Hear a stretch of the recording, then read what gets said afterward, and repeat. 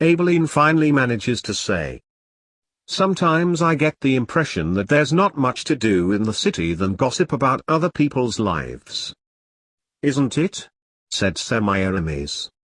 And Abeleen, breathing and exhaling deeply, adds. It was just an treacherous photo taken while I was passing by the majestuous. I don't even know him. But who is he? Lily still insists. Probably one of the hotel's guests, replies Abeleen. That's what I thought, Jezebel said quickly, while Abeleen continued.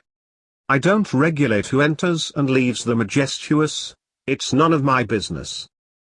Did you report it to the press? Asked Semiramis. To give them the opportunity to turn my no into a yes as they are used to? Replied Abeleen. Semiramis says. You can't be silent like that, Abeleen. The public, as uninformed as they are, will have many reasons to believe this gossip, like the smear campaign against Petrinia Blavatsky.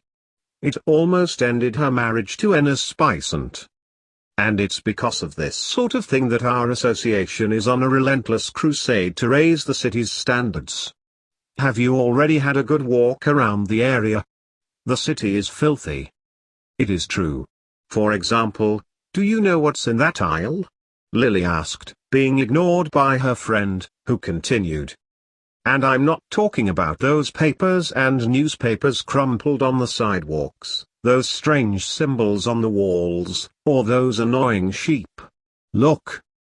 She held out a small poster, which showed a woman sitting at the end of a staircase, seeming from some luxurious place, with her eyes closed and a happy smile, giving a goat an affectionate hug, her cheek pressed against his head. It had the words. Wilma Hurricane. This time, the floor is not the limit. You will not believe in this woman's talent. Only in Salem. Oh, if only I had a broom. Madonna comments to herself. Putting away the poster, Semiramis says. As you can see, we need all the good women in the city more than ever. The good ones. Emphasized Jezebel. Only the good ones. Reiterated Lily. And someone from such a good family. Semiramis said when Samantha was taken by a coughing fit. Sorry. But, I don't think Abeleen would meet the level of our standards, Semiramis. Samantha said, recovering her breath. Samantha? Exclaimed Jezebel, scandalized. Do you happen to disagree, Abeleen? Samantha said very naturally, opening and closing her eyes like a cat, as she turned to Abeleen. She, who had in her eyes the understanding of the comment, says. No at all. Your words express my thoughts precisely. But, couldn't you wear our brooch at least to support the cause? Despite being so discreet. It's so elegant. It's nothing personal. I just don't partake into clubs or associations. I don't want to give a wrong impression. I think it would complement your new look. Madonna comments provocatively. Yeah, I wasn't going to comment, but I had also noticed. Are you following a new trend, Abeleen? Lily asks. Noticed? You are slow. The groupiest already covered this curiosity last week. Madonna said. Abeleen struggled to maintain a cynical smile as Jezebel began. I hope this change wasn't because of what Naomi Faludi wrote in the Rorschach Fashions section, that your insistence on dressing like a man and using an old man's cane from the Gnostic period were typical of the grand eccentricities.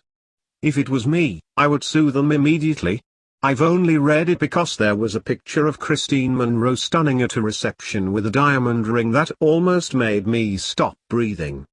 Have you seen the size of the diamond? Abeleen says. I don't waste my time on things like that. If you hadn't mentioned it, I wouldn't even know.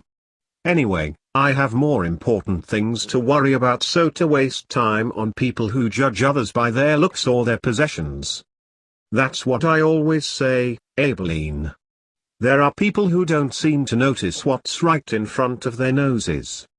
commented Jezebel, getting started checking her lipstick in a hand mirror.